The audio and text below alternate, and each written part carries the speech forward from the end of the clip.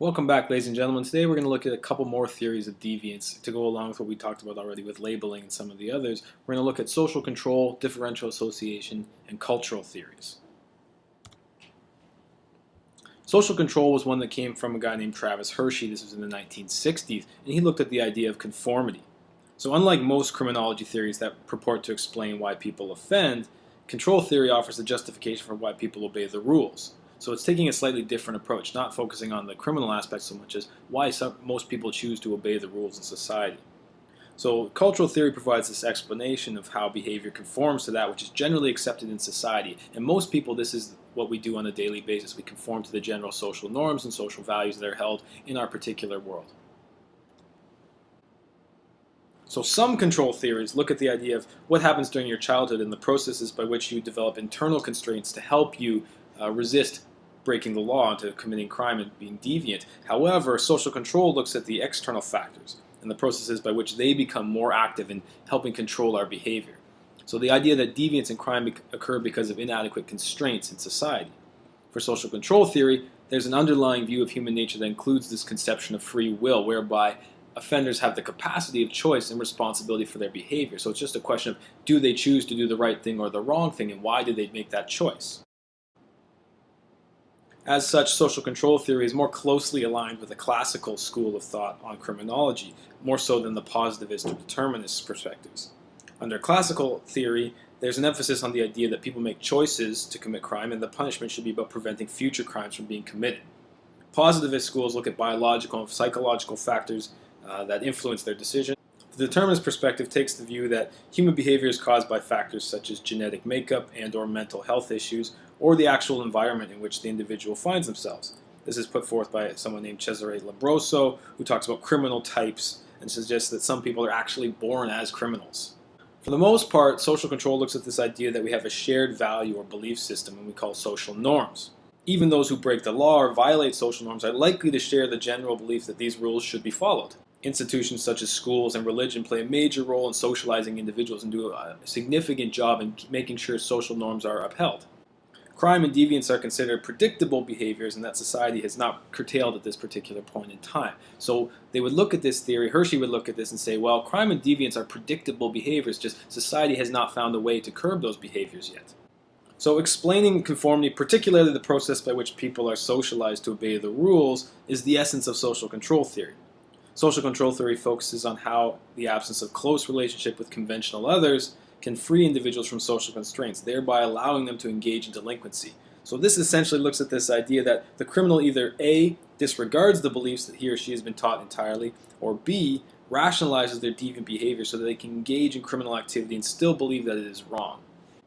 So moving on to differential association. This is one that was put forth by a guy named Edwin Sutherland. He looks at deviant behavior as socialized through a lack of opposition to such behavior. So the idea that we would learn criminal behavior. Sutherland was a sociology professor. Most of his life was spent studying differential association, how to explain how it was that criminals went to commit acts of deviant behavior. So in this theory of differential association, Sutherland assesses this idea that criminal behavior is not to be explained away by deeming the criminal as simple. This was something that was happening at the time, and he wanted to look beyond this idea that crime was happening because the criminals and the people committing it, or the deviant people in society, were simple. He thought that this was a learned behavior, as do most social learning theories. He believed that the behaviors of an individual are influenced and shaped by other individuals that they associate with. So what he would focus on is the learning process and how criminal or deviant behavior is socialized or learned. So this is a theory that, in spite of its critics, has withstood the test of time fairly well and is still fairly influential in criminological work. Sutherland also did another thing in terms of looking at the way we approach white-collar crime. Up until that point in time, people mostly focused on street crime or blue-collar crime and didn't look at the way that other people in society, in different levels of society, were committing crime as well. Up until the publication of his articles on white-collar crime in the early 1940s, much of the work in criminology focused on street crimes among the disadvantaged classes. Sutherland called on the field to recognize that crime was not exclusively a lower-class phenomenon, but was prospering among the middle and upper classes as well. So this recognition not only led to more focus on white-collar crime and work-related crime, but also really called into question the process of passing and implementing criminal laws. So he had a very significant influence on our legal system. So essentially going back to differential association here, there's the idea that learning criminal behavior involves learning the techniques, motives, drives, rationalizations, and attitudes. And just because someone is around a criminal doesn't mean they learn how to be a criminal. However, it does mean that they have a resource into the criminal rationale. Criminals are not inherently deviant, they learn deviance. They were taught to rationalize what they once knew to be unacceptable behavior into acceptable behavior. For example, if you look at some studies on convicted sexual assailants, many of them admit that the first time they committed a sexual assault, they felt guilty. The guilt comes from their socialization of societal norms that rape or sexual crime is unacceptable. So the specific direction of motives and attitudes of an individual is learned from definitions from the legal codes that we look at things as being favorable or unfavorable. So a person becomes a criminal when there's an excess of definitions favorable to violation of a law over definitions unfavorable to violation of the law. So this is the essential premise of differential association. This is about the idea that the individual associates with more members of a group who favor deviance than with members of a group who favor societal norms. When they do that, that individual is much more inclined to act defiantly. So they have a differential association with the law and with society than we would expect from the average person. And finally, we look at the cultural theory. This was put forth by Clifford Shaw and Henry McKay. This is when they were studying the inner cities of Chicago and trying to figure out the role played by environment and ecological conditions on crime. They claim that delinquency was not caused at the individual level, but is a normal response by normal individuals to abnormal conditions.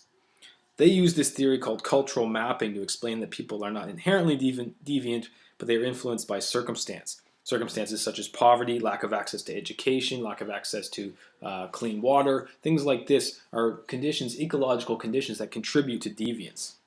In their study of inner city Chicago between 1900 and 1933, Shaw and McKay discovered that crime rates remained relatively the same in specific neighborhoods even when the ethnic population changed.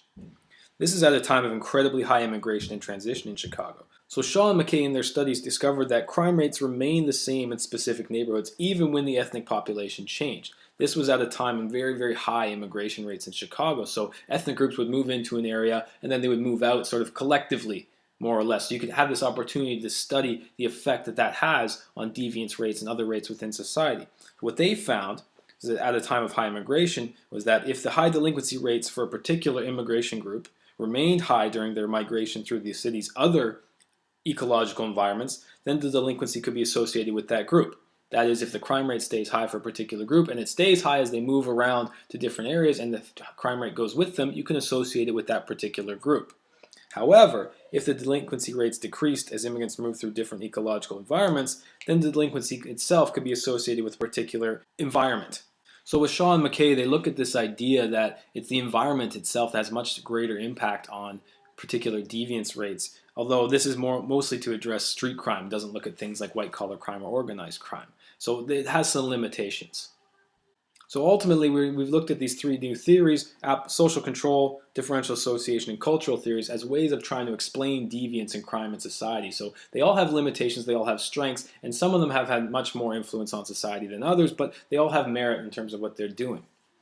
Ultimately, we have to look at this and say, well, do any of them make perfect sense and explain everything? When they can't. They do have limitations, but at the same time, these are excellent ideas and sort of hypotheses on how we can evaluate and explain delinquency and deviance in our society. So thank you for watching. Hopefully that helped you out a little bit, and continue to look at the ideas of deviance and crime in our society, and we'll continue to look at the ways in which theories have developed around these to try to explain this strange phenomena.